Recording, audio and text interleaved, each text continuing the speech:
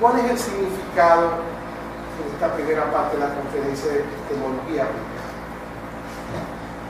La conferencia está dirigida al análisis de la educación superior, pero desde la epistemología. Tiene muchos significados. El primer significado, como estaba diciendo ahorita la doctora María Cristina, era no naufragar. Cuando nosotros hicimos este planteamiento originalmente, queríamos que el estudiante, tanto de pregrado como de posgrado, no se desalentara hoy en la sociedad del conocimiento. Nosotros tenemos, a diferencia de hace 30 años, no teníamos a veces ni bibliotecas ni libros, nos enfrentamos a al internet, que tiene una infinita la información. Pero cuando muchos estudiantes inician sus estudios, solamente con ver la cantidad de información que hay, saben cosas. De modo tal que la primera intención de la epistemología aplicada era cómo tener éxito, cómo remontar esa cantidad de informaciones que hay a través de una metodología epistemológica, digámoslo así.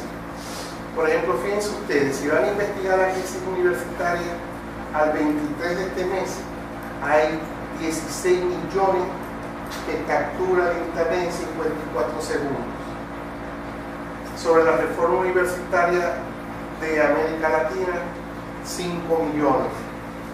De herencia, más que están ustedes estudiando de herencia, hay 39 millones en menos de 38 segundos capturados por internet. De epistemología, también una gran cantidad. De política, pasa del 1.060 millones de información. Y si van a estudiar hasta el amor, el mundo cotidiano, miren la cantidad de información que hay.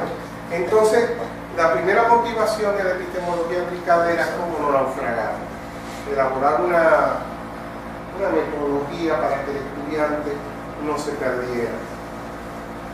Pero posteriormente, sabiendo nosotros que el objetivo nuestro es la investigación, generalmente hay la idea de tener dos grandes, digamos, instrumentos para la investigación científica.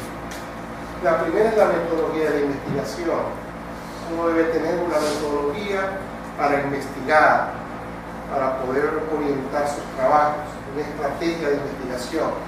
Debe tener también la tecnología, las técnicas de investigación, debe dominarlas para poder abordar. Debe dominar también todo lo que es la teoría que se va a aplicar, que se va a aplicar para el estudio del tema que está refiriendo. Y el cuarto componente es la epistemología. Ahora bien, este cuarto componente, cuando por lo menos yo comencé en la década del 70, era una epistemología muy abstracta. Muy abstracta. ¿En qué sentido?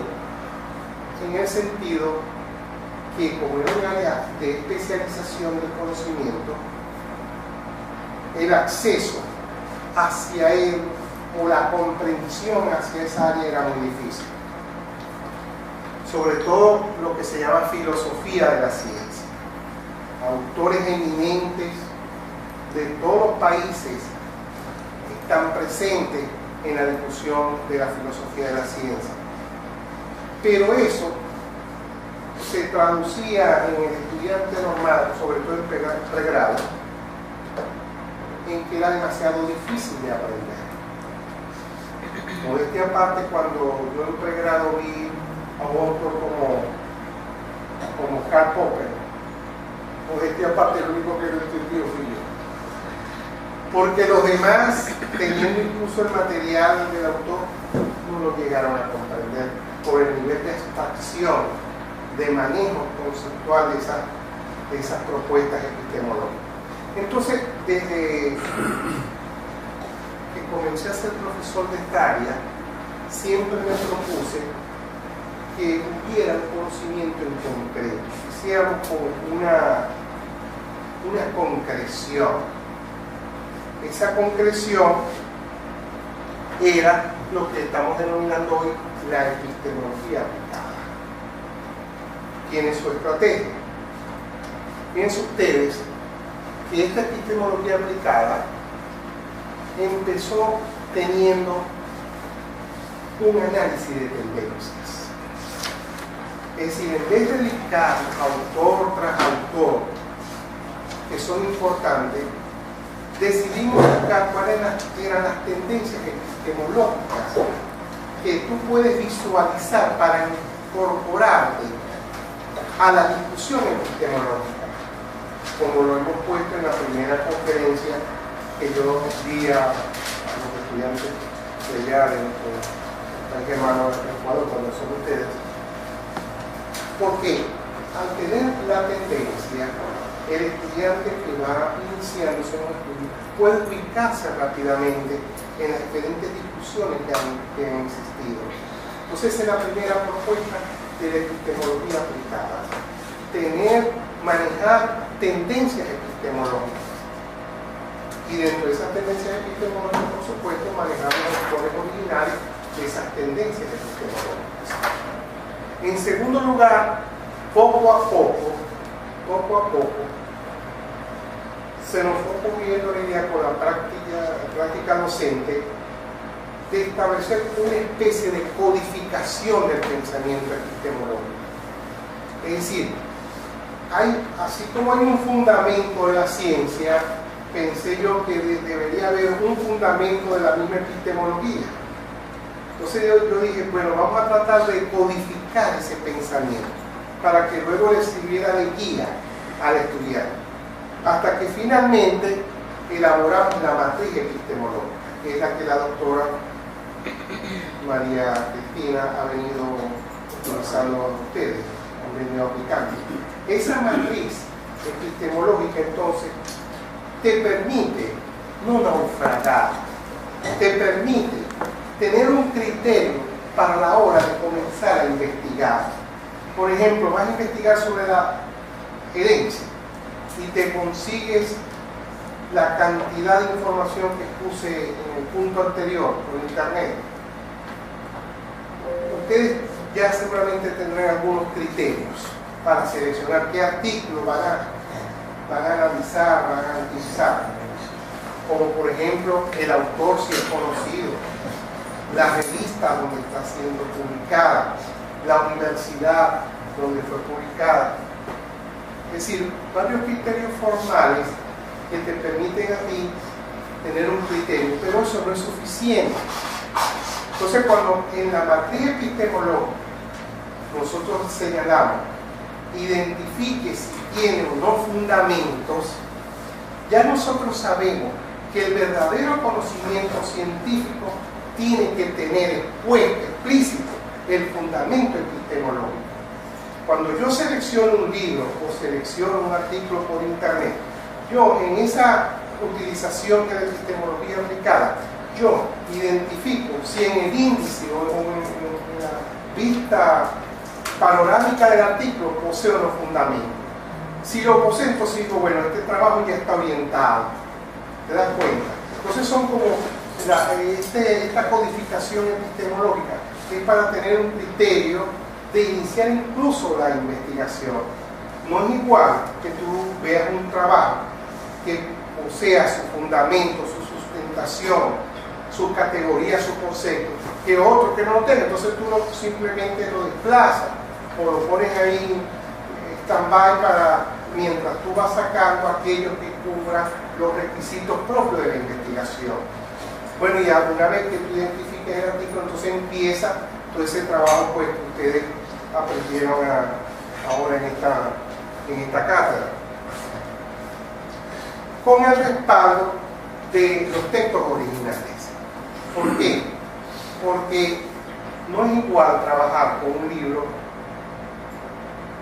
que sea compilación, que sea un resumen. Todo eso es importante, pero si vas a la fuente original, entonces es más profundo tu trabajo de investigación. Bueno, De allí ha salido un ámbito de aplicación de la epistemología. Y fíjense ustedes todo lo que ha pasado desde que comenzamos este trabajo de la epistemología. En primer lugar, el análisis del discurso científico. Hemos dicho, bueno, vamos a investigar y tenemos que tener un criterio profundo de no solamente conocer el documento, el artículo, sino de fundamentarlo o criticarlo epistemológicamente y, si es posible, la producción de conocimiento, siendo esos tres objetivos del análisis del discurso. No solamente un simple resumen. Yo me acuerdo inclusive que en el doctorado, cuando yo estaba haciendo el doctorado, uno de los profesores nos dijo: para la próxima semana yo quiero que me hagan un resumen de este libro. Presentó X libro y me lo hacen en una sola página. Bueno, todo el mundo protestó, porque resumir un trabajo en una sola página y que esté bien resumido no es fácil. Pero es fácil si tú lo centras epistemológicamente. Si logras decir cuál es el fundamento ontológico, nociológico y axiológico. Una vez que tú centras eso, lo puedes poner en una página todo sin tergiversar nada. Entonces, el análisis del discurso. Pero poco a poco generamos una epistemología como metodología de investigación también. Es decir, aparte de la metodología convencional que nosotros tenemos para establecer las estrategias de investigación, la epistemología también se puede traducir a estrategias de investigación. Por ejemplo, si tú dices, voy a utilizar la categoría o el fundamento histórico, entonces tú, desde que comienzas a hacer la investigación, empiezas a hacer la trayectoria histórica de tu problema de investigación. Entonces te sirve como metodología de investigación. En tercer lugar, la epistemología como base de la elaboración de tu teoría, de tu artículo, como me decía aquí un colega que quiere saber algo sobre esa teoría. Bueno, porque hay un criterio para elaborar una teoría. La presentación escrita también te puede ayudar a la epistemología, porque te centra el pensamiento a la hora de la escritura. Bueno, después de eso, la ampliación. Podemos aplicarlo al análisis de otro tipo de discurso, el ideológico, el político, del sentido común. Pero ¿saben por qué? Porque todos manejamos implícita o explícitamente fundamentos epistemológicos. Hay un aporte bastante de hace más de 30 años de lo que llaman el discurso, análisis del discurso científico, desde el punto de vista de la lingüística. Dentro de la lingüística, un par de los tres ramas de la lingüística, que sería la gramática, la semiología y la pragmática, han habido avances significativos de análisis semántico pragmático de los discursos, sobre todo el ideológico. Está bien, y han avanzado considerablemente, pero no se había creado todavía una metodología de análisis epistemológico de esos discursos, no lo hay. De modo que ampliamos el análisis del discurso a nivel general. Luego lo aplicamos a esto que está acá, al análisis de las instituciones que regentan el conocimiento, en este caso la educación superior. Es, digamos, el motivo de hoy. ¿Cómo aplicamos todos esos conocimientos al análisis de las instituciones que regentan el conocimiento científico? Y más, seguimos avanzando el análisis de la cultura desde el punto de vista epistemológico y finalmente el análisis de la vida desde el punto de vista epistemológico. Entonces ese recorrido lo hemos hecho para abrir ese campo de la epistemología que llamamos epistemología aplicada.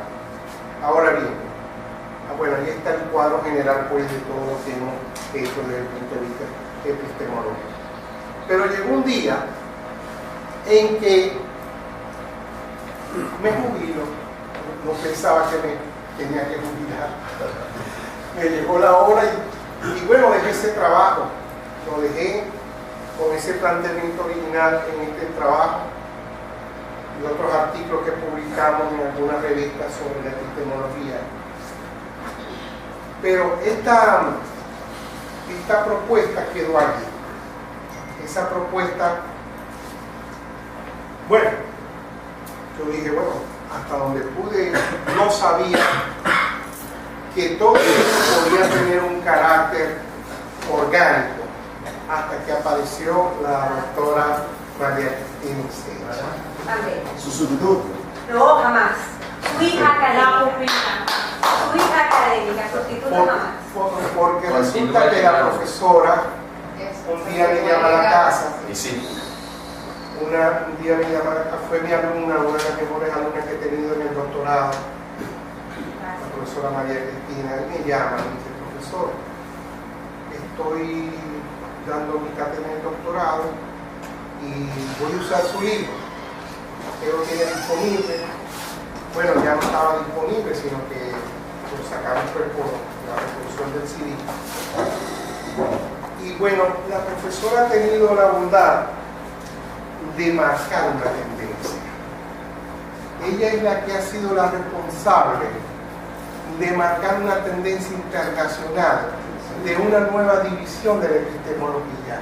Es increíble, pero me lo puse yo dando, gracias a su bondad, pues le agradezco tanto, porque resulta que de estas 4 paredes de este doctorado no se había movido este planteamiento, hasta que la doctora lo sacó para Colombia. Y los alumnos de Colombia del doctorado ya trabajan con este planteamiento. Ahora con ustedes, con los estudiantes de la costa oriental del lago. Entonces marcó una tendencia, prácticamente una nueva división de la epistemología, que es lo que llamamos epistemología aplicada. Fíjense, hay una epistemología teórica, y eso está desde hace mucho tiempo, pero hay un nuevo cuadro, que es esto que se llama epistemología aplicada. ¿Qué te parece? Increíble, ¿no? Sí. Entonces resulta que, bueno, ya abrimos esa división. Donde quiera que haya, si usted se pone a investigar, no había este criterio de epistemología aplicada. Ahora lo hay, porque el concepto de epistemología aplicada es la utilidad de toda esa cantidad de conocimiento a la hora de producir conocimiento. Mucha gente inclusive había visto epistemología tanto en pregrado como en posgrado, pero no le veía su inserción a la hora de hacer la investigación, no la veía. Habían los teóricos, pero no veía la inserción. De modo tal que, bueno, me he puesto a investigar, ¿verdad? En YouTube está la tendencia de la doctora acá. Los trabajos de aplicación están ya por internet, gracias pues a la profesora que lo ha puesto con sus alumnos. Entonces eso es muy importante, porque ya hay una división clara que seguramente, quizás desearía que todos ustedes o algunos de ustedes se fueran también por esa área de la epistemología. Entonces, y aparece entonces una propuesta. La epistemología como variable estratégica para la formación universitaria. Esa es la propuesta final. ¿Por qué? Porque hay que enseñar epistemología. Porque si las instituciones educativas enseñan ciencia, la única forma de saber ciencia es por 2 vías: por la vía de los contenidos que aplica cada especialidad, o por la vía de cómo se construye el conocimiento científico. A veces nosotros estamos metidos en una especialidad, pero no tenemos criterios de cómo esa especialidad llega hasta ese momento a construir conocimiento. Yo tuve el honor hace muchos años de un profesor, un economista, que nos había dado demografía, era uno de los mejores profesores de América Latina, porque fue lo primero que se formó en Chile, en el campo demográfico. Me dio clases, pero lo tuve de alumno en el posgrado muchos años después.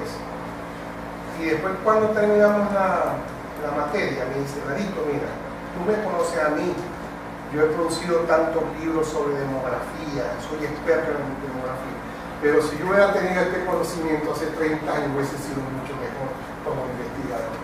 Entonces esa es una propuesta que tenemos nosotros que luchar en el plano institucional de incorporar epistemología como enseñanza, tanto en pregrado como en el posgrado.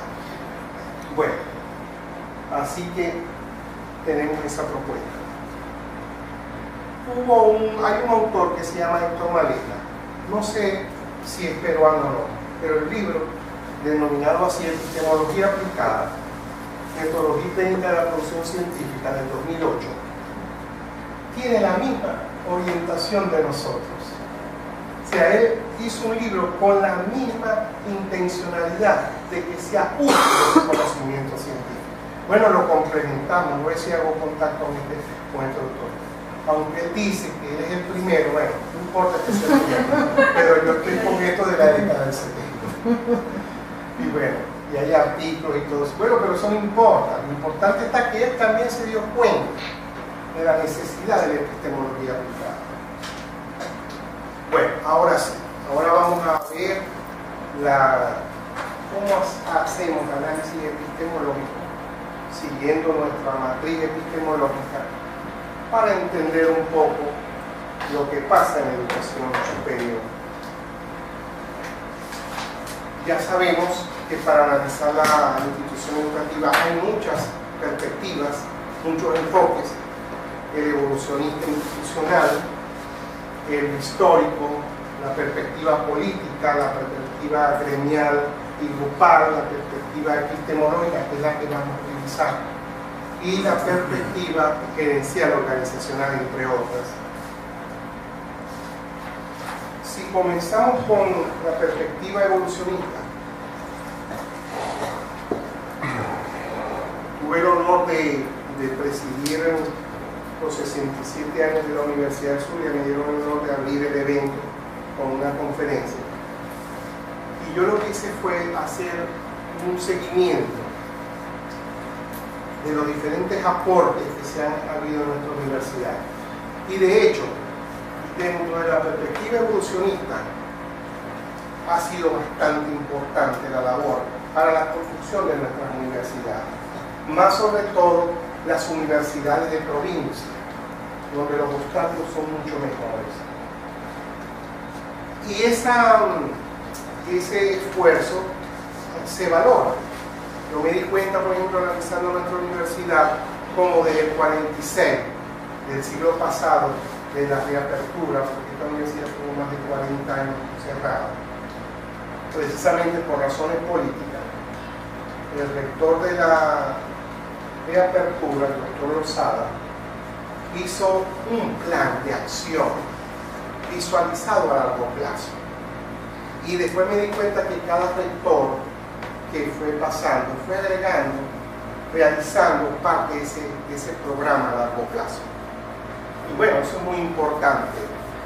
¿Y en qué hemos concluido? Bueno, tenemos carreras disciplinarias, creación y desarrollo de facultades, escuelas, departamentos, institutos y centros de investigación. Eso es importante.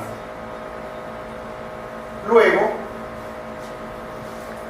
a nivel latinoamericano, encontramos que hay varios modelos de universidad. Tenemos el modelo de Estado, el modelo burocrático lineal dependiente del Estado, con una base organizativa napoleónica. Después les puedo hablar un poco de la base napoleónica. Luego están los modelos democráticos autónomos, participativos, y hay un modelo napoleónico también de universidad. Fíjense ustedes las coincidencias.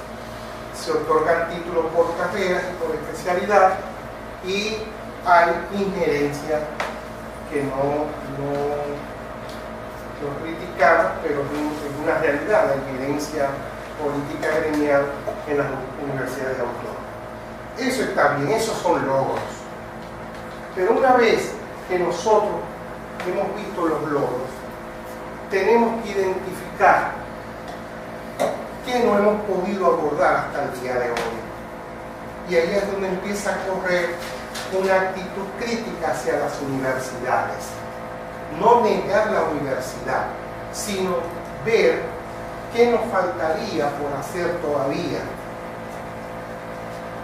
Y hay 4 puntos que todavía nosotros no hemos podido abarcar en América Latina. La falta de integración institucional, los desafíos pendientes, la posición de retaguardia que tenemos en el ranking a nivel de las universidades y la no integración del ciclo de la ciencia. Explicando cada una de esas, podemos encontrar los siguientes problemas todavía. La falta de integración vertical del mismo sistema educativo en general, es decir, de primaria, secundaria, universitaria. Da la impresión que todavía no hemos podido hacer una articulación orgánica. A veces nosotros recibimos estudiantes de bachillerato con un bajo nivel académico. No hemos podido hacer una sinergia de qué es lo que pide la universidad con respecto al nivel anterior. Eso es un problema que no hemos resuelto. Luego, la falta de integración al interior de cada subsistema educativo. Pareciera que cada escuela, cada departamento anda por su propio camino, sabiendo que hay un ideal universitario que podemos compartir. Luego, la falta de integración dinámica entre la sociedad y la universidad.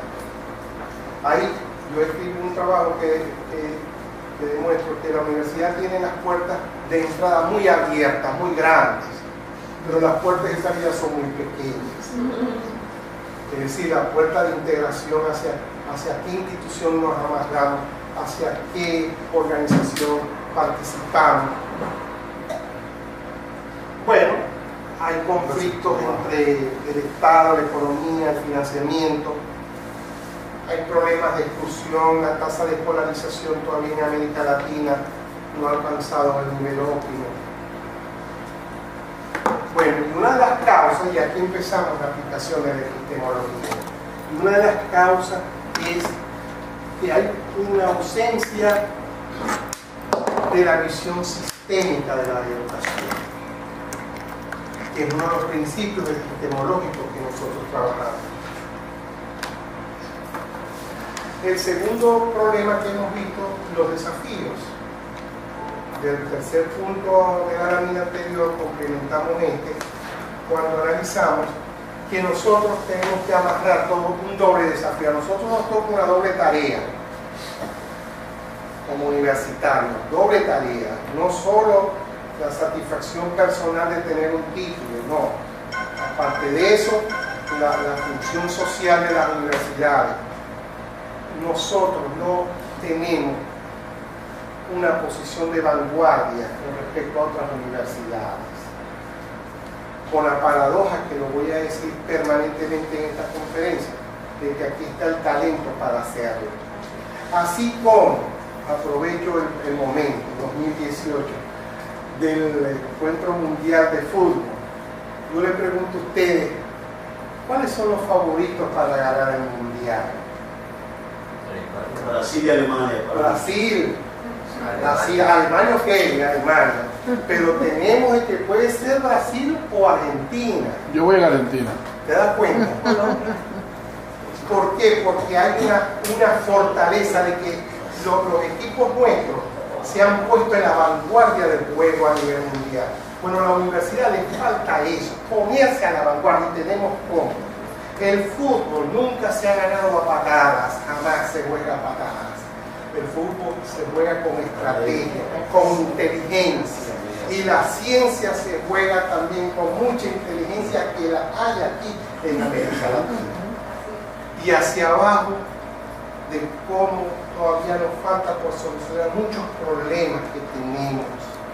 Hay muchas propuestas, pero orgánicamente no se ha podido insertar la universidad a la búsqueda de las soluciones de nuestros propios problemas. Los problemas humanos, los problemas sociales, los problemas ambientales. Bueno, allí hay mucho por hacer. Luego tenemos el ranking. Piensen ustedes cómo, si miramos las primeras 8 universidades, no estamos nosotros. Y la Universidad de Córdoba en particular la tomo porque está en la posición 30 de América Latina, pero está en la posición 869 a nivel mundial. Entonces, estamos cumpliendo 100 años, pero no hemos podido remontar la puesta de la vanguardia, teniendo, como le voy a decir, suficiente talento para hacerlo. Y no se cumple el ciclo de la ciencia. No más que cumplimos, en el mejor de los casos, 2 puntos de ese ciclo, que es la producción de conocimiento, la investigación y la producción de conocimiento. Pero la comunicación, la discusión colectiva de la ciencia no se da. Y la aplicación de la ciencia no se da. Piensen ustedes que en otros países que no tienen una ventaja, ese ciclo se cumple. ¿Cuánto esfuerzo no hay para publicar un libro, verdad? Es mucho el esfuerzo, pero a veces el Estado no quiere invertir. Pero en otros países, como alguien me dijo una vez, el problema en otros países no es que te publiquen el libro, el problema es producirlo. Pero aquí hay mucha producción de propuestas y no logra la publicación, porque no hay una concepción estratégica de ese ciclo de la ciencia, y eso nos lleva a un vacío a nivel del posicionamiento de la universidad. Entonces, consideramos que hay que ampliar la perspectiva evolucionista del análisis hacia otros para ver qué nos pueden dar. Y entre esos otros, hoy voy a tratar de hablarles de la parte de la visión epistemológica de la universidad como otra de mis especialidades, que es la gerencia educativa. ¿Cómo logramos ver eso? ¿Cuáles son las dificultades? Porque, como te digo, no vamos a criticar, a negar nada de lo que se ha hecho con mucho esfuerzo. Pero nosotros tenemos que abrir los ojos. Una vez que tengamos un instrumento científico, tenemos que aplicarlo para ver cómo salimos de una fregadera, estando conscientes de la situación que estamos pasando. Entonces, fíjense ustedes, ¿qué observo yo allí? No ha existido una relación orgánica entre la ciencia, la epistemología y el desarrollo de la universidad. No ha habido. Se ve la epistemología por un lado, a veces ahí están los accionistas por allá, o los filósofos que también son muy vinculados, están los científicos que aportan. Esa división hace que no podamos avanzar al ritmo que queramos. Tenemos que hay un esquema que podemos nosotros repasar, abriendo los ojos, viendo en qué posición epistemológica nos encontramos para luego hacer las propuestas. Ahí está un esquema que vamos a ir viendo en esta segunda parte, y es: empecemos por identificar ya el triángulo epistemológico que ya ustedes ya lo han empezado a manejar: el nivel ontológico, el nivel gnosiológico y el nivel axiológico. Entonces comenzamos a hacer el análisis ontológico. Primero encontramos un nivel ontológico enfrentado, un nivel epistemológico enfrentado. Yo me puse un día a investigar el perfil de las universidades norteamericanas y me he dado cuenta que a partir o a pesar de las diferencias pueden llegar a concertaciones, pero lamentablemente los niveles ontológicos de lo que se cultiva en el interior de la universidad, de este lado de América Latina, son posiciones encontradas y no son pareciera que no tuvieran conciliación. Entonces ahí tenemos la historia de la economía y de la sociedad latinoamericana, también la vivimos a nivel interno de las universidades, porque el que llega puede tener una visión desarrollista de la sociedad, o neoliberal, o centralista, o socialdemócrata, social cristiana, o los indefinidos, autoridades indefinidas que llegan sin saber qué es lo que pueden hacer en la gestión universitaria. Entonces, se divide entre aquellos que, axiológicamente hablando ahora, que sienten un compromiso, la universidad debe sentir un compromiso con la sociedad, con sus instituciones, con la comunidad, frente a aquellos que proclaman la neutralidad valorativa, de que la universidad, los profesores tienen que ser neutrales, y eso te lleva a la elitización de la educación superior. Entonces, estas posiciones encontradas que deben existir, un paso seguro es llegar a ciertos acuerdos. No podemos hacer ciertos consensos, porque no podemos pensar únicamente. Entonces, considero que ha faltado una visión ontológica y axiológica compartida. Falta de una definición de la identidad nacional, pues esos son los problemas. La definición de América Latina, su identidad, y también de América Latina. Bueno, sobre eso tenemos que ponernos a trabajar en algún momento. Nosotros tenemos que, desde nuestros trabajos, también pegarnos a cuál va a ser nuestra identidad. Porque no se trata de aplicar la gerencia, se trata de aplicarla si nosotros nos pegamos a una identidad latinoamericana. Porque nosotros no es que vamos a rendirle culto a los Estados Unidos, a Europa, no. Nosotros queremos vernos de tú a tú con ellos, y lo podemos hacer. Bueno, en la tradición epistemológica, nociológica, a nivel nociológico, tenemos que el modelo docente que se viene aplicando al día de hoy tiene una trayectoria histórica que empieza, o hace rato, empezó a tener un agotamiento bastante significativo. En la praxis docente, tanto de todo el sistema educativo, incluyendo la universidad, todavía nos estamos amarrando a paradigmas epistemológicos nociológicos que hace rato están vencidos. Vamos a tomar los tres primeros de la época moderna, que es el empirismo. El empirismo tiene, digamos, tres connotados investigadores y unos científicos del inicio de la modernidad.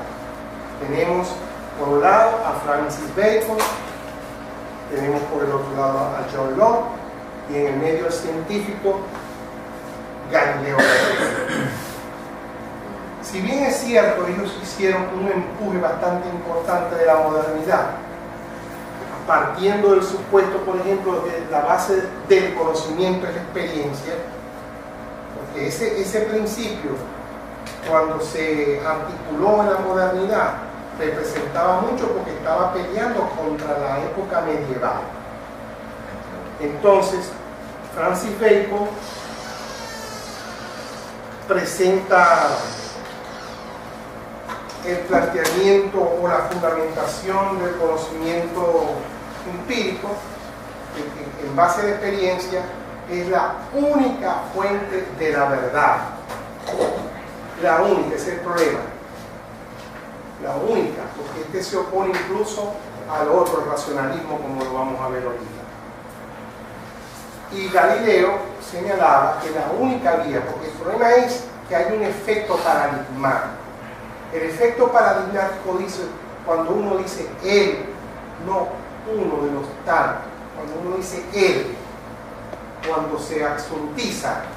Entonces la experimentación es la única vía para conocer la verdad. Y John Locke presentaba, aparte del fundamento del empirismo, se utilizó más hacia el planteamiento. Este es el libro original de John Locke, escrito en 1690, donde decía que el estudiante, o el ser, la concepción del ser, cuando nacía, era una tabula rasa, que nosotros nacíamos totalmente vacíos y que la educación consistía en llenarlo. ¿Y cuántas cátedras todavía hoy, 2018, existen donde la concepción es vaciar al profesor todo el conocimiento al estudiante? Entonces, esos planteamientos originales tuvieron su importancia, pero al estarlo aplicando hoy nos presenta un atraso bastante prominente que nos dificulta formar un profesional que pueda competir en la calle, porque está compitiendo con supuestos epistemológicos nocionológicos que ya empiezan hace rato están agotados y vencidos. Entonces esa es la reflexión epistemológica que yo quiero que ustedes me capten para comprender. Si en un acto pedagógico X, primaria, secundaria, universidad, estamos viendo de que se está dando como criterio la sobreinformación, y no solamente la sobreinformación, sino que para dar la sobreinformación tú necesitas de una cantidad de materias en pregrado, en posgrado, para poder dar toda esa información. Ahora, ¿de cuánta información tú le puedes dar al estudiante que puede ser útil a él en su formación y en su aplicación?